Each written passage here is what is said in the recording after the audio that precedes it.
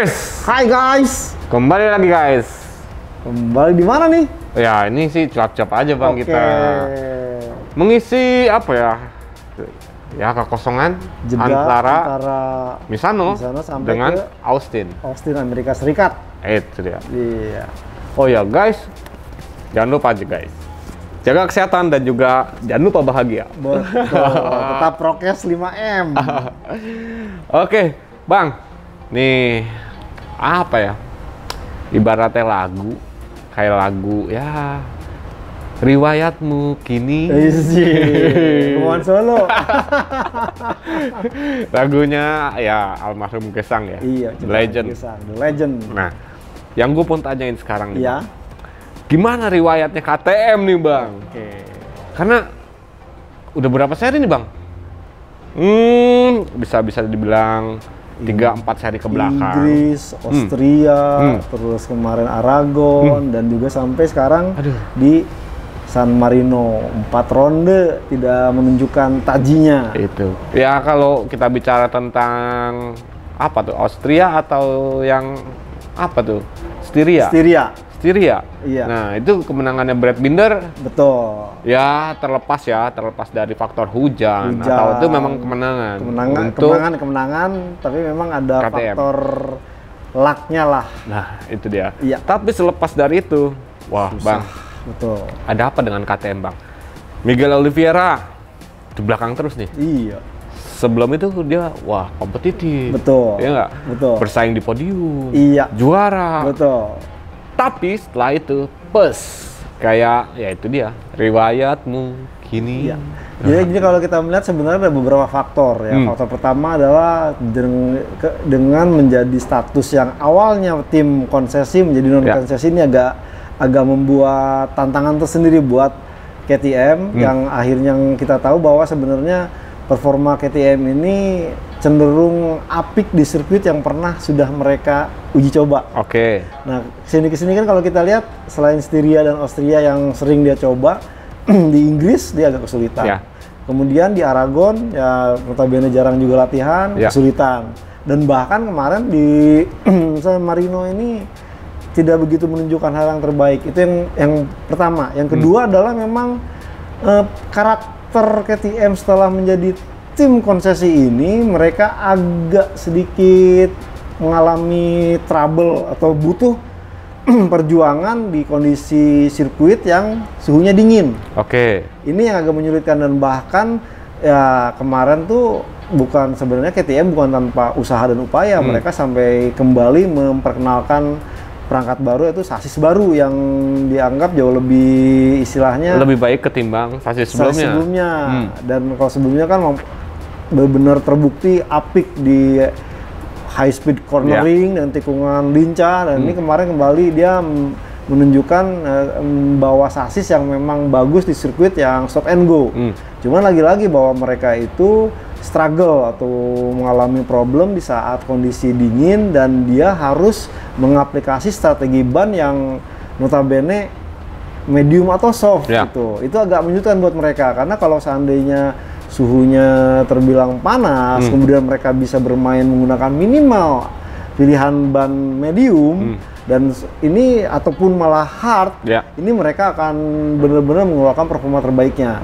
Tapi itulah ya, kadang-kadang bahwa tantangan menjadi tim pabrikan MotoGP ini memang cukup sulit, bahwa di awalnya sangat diuntungkan karena berstatus konsesi, bisa istilahnya punya jatah 6 kali wildcard, kemudian pengujiannya bebas, dan bahkan pembalap reguler ikut serta. Nah, pada saat kemudian ini dihapuskan dengan kemudian, jatah mesin 9, jadi mereka bisa menggunakan ya dengan jatah 9 itu untuk tim yang non konsesi. Nah, kan? sekarang dengan 7 mesin ini mau nggak mau si KTM yang biasanya punya alokasi mungkin ini mesin untuk karakter sirkuit yang stop and go, ini untuk karakter sirkuit yang teknikal. Nah, dengan 7 mesin ini mereka harus kompromi. Dan komprominya itu ternyata baru bisa berbayar di sirkuit yang mereka katakanlah sudah sering uji coba. Nah, di San Marino ini ya harapannya sih mungkin KTM akan coba untuk memperbaiki performa di beberapa ronde terakhir nanti, karena patut dicatat, besok dan hari Rabu itu ada tes resmi terakhir itu di tes musim ini MotoGP 2021 di Misano. Nih kita akan lihat apakah mereka akan menurunkan juga pembalap test ridernya Dani Pedrosa, karena praktis Dani Pedrosa kemarin sempat tampil di Austria. Dan dengan konsesi ini sebenarnya masih ada jatah 2 kali lagi, karena tim pabrikan non konsesi itu punya jatah 3 kali wildcard. Nah ya saya harapkan sih dengan sisa beberapa ronde nantinya dan juga beberapa sirkuit ya udah mulai di istilahnya apa, bayangkan nanti di Austin nih yang memang punya karakter sirkuit powerful, yang punya seperti halnya KTM bisa bersaing. Dan mungkin Misano dengan latihan nantinya dia ada jawaban. Dan jangan lupa di Algarve kita tahu Oliveira tahun lalu mampu mempersembahkan kemenangan. Artinya mereka akan coba tetap bangkit di ronde-ronde berikutnya, meskipun ya di beberapa seri ini riwayatnya terbilang ya nyaris tak terdengar. Nah, gitu. Itu dia tuh. Jadi apa ya Bang? Kayak Miguel Oliveira, mungkin ada pengaruh juga kali dari ya kemarin dia sempat cedera kan tangan. Betul. Itu ada pengaruh nggak sih Bang? Cuman dia bilang sebenarnya sudah tidak terlalu bermasalah. Cuman memang problemnya adalah kemarin itu kita Oliveira mengatakan bahwa kondisinya kita tidak mendapatkan istilahnya kondisi sirkuit yang sesuai apa yang diinginkan oleh si motor MotoGP KTM RC16 ini. Itu karena mungkin mesin baru kan? Mesin baru. Ya, seperti kita pernah dengungkan tahun lalu bahwa KTM untuk di 2021 akan pakai mesin super. Betul. Harusnya mesin ini jauh lebih baik dari 2020 kan? Cuma kalau kita bandingkan dengan musim lalu yang ya hampir praktis gelaran MotoGP-nya itu berlangsung di kondisi yang cukup panas, berbanding terbalik dengan musim ini. Itu Bang. Yang kebanyakan suhunya dingin, bagaimana mulai dari Inggris, kemudian juga di Styria, terus lanjut kemarin ke Aragon yang ya suhunya tidak sampai ekstrim melebihi 39-40 ke atas lah. Nah padahal suhu derajat 40 ke atas ini merupakan suhu ideal buat si motor MotoGP KTM. Nah kalau menurut Bang John ini ya, kira-kira untuk KTM sendiri, akan di mana dia akan bangkit? Saya melihat mungkin mereka akan bangkit di Austin yang punya karakter sirkuitnya high speed, panjang, banyak beberapa straight, dan juga kalau kita lihat tingkat elevasinya ini menguntungkan untuk motor yang powerful seperti motor KTM. Sama kayak Austria. Aragon juga sebenarnya elevasi, cuma tapi nggak terlalu sektor 1-2 itu kan benar-benar karakter motor yang lincah, yang karakternya inline. Nah mungkin juga nanti di Portugal, elevasi lagi tuh ya. Nah mungkin Valencia nih agak sedikit trouble. Karena flat. Cuma penonton yang elevasi. Artinya itu udah kayak apa ya? Kayak stadion bener, udah kayak stadion. Penonton berada di sisi kanan kiri, bisa sampai atas, bisa nonton hampir keseluruhan sirkuit. Itu. Jadi itu tuh Bang, kira-kira bangkitnya nih. Austin, Algarve, Portugal. Iya. Misano ya kayak kemarin lagi nih bisa kesulitan. Apalagi kan Misano kedua ini berlangsung nanti di akhir Oktober.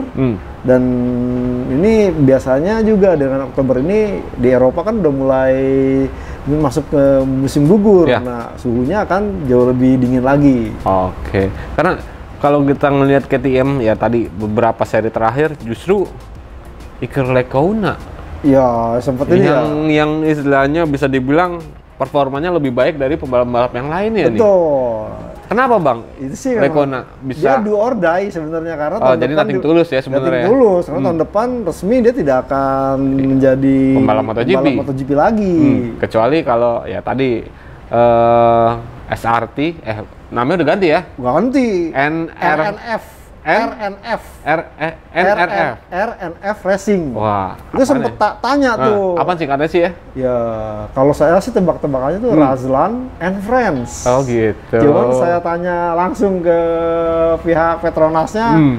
Wah, sampai saat ini sih itu cuman Razlan Razalido aja yang tahu dan dia tidak mau menyebutkan apa artinya. Wah, itulah. Nah, pokoknya Razlan and Friends lah. Itu Bang. Jadi masih apa ya? Tanda tanya tuh Bang ya. Betul. Untuk yang tadi Petronas. Nah, kecuali Petronas tuh mau ngambil Iker Lecuona, ya dia bisa ya. Betul. Itu. Tapi kayaknya enggak ya Bang. Ya. Kayak mungkin ya itu Desusnya kan Darren Binder yang akan menjadi tandemnya Andrea Dovizioso. Setuju. Tapi ya kalau gue sih berharap Lecuona keren loh Bang. Ya karena memang belum dikasih kesempatan ke motor yang benar-benar tanda petik ini ya apa user friendly ya seperti Yamaha M1 karena selama ini kan Iker Lecuona mulai dari debut rookies-nya sampai kemarin itu berada di tim KTM. Ya agak susah untuk Iker Lecuona, mungkin dia agak setelah pengalaman jam terbang bersama KTM saat diberikan motor yang mungkin ya jauh lebih istilahnya jinak seperti halnya Yamaha YZR M1 ya siapa tahu. Oke.